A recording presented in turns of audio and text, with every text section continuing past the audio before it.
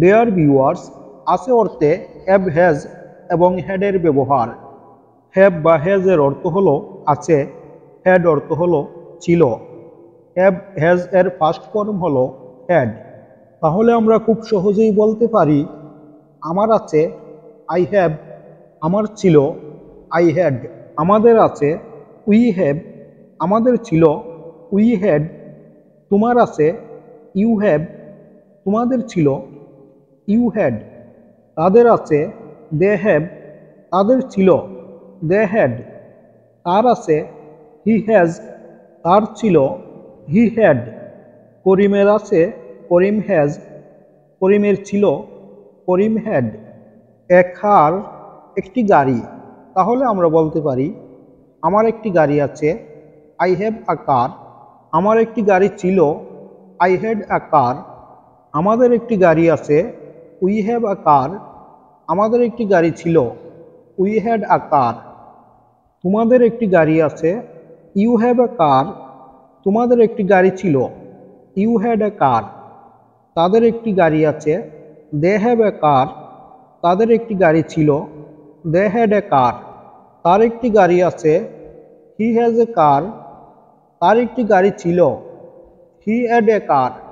করিমের একটি গাড়ি আছে, করিম হ্যাজ এ কার।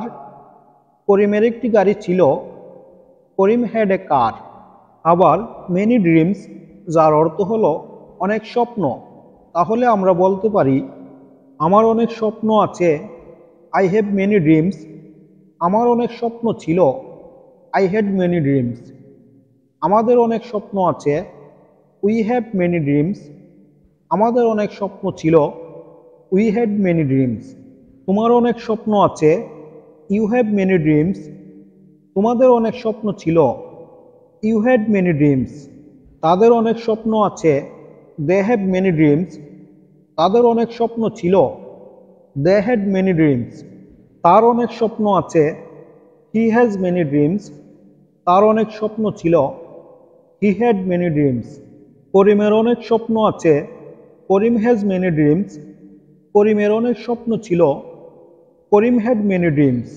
এখন যদি বলি আমার কোনো স্বপ্ন নেই, তাহলে এর জন্য আমরা বলতে পারি আই হ্যাভ নো ড্রিমস।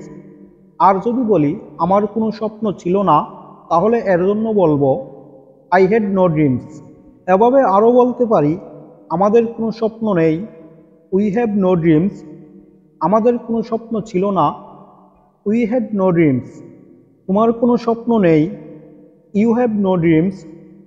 তোমাদের কোনো স্বপ্ন ছিল না, ইউ হ্যাড নো ড্রিমস। তার কোনো স্বপ্ন নেই, হি হ্যাজ নো ড্রিমস।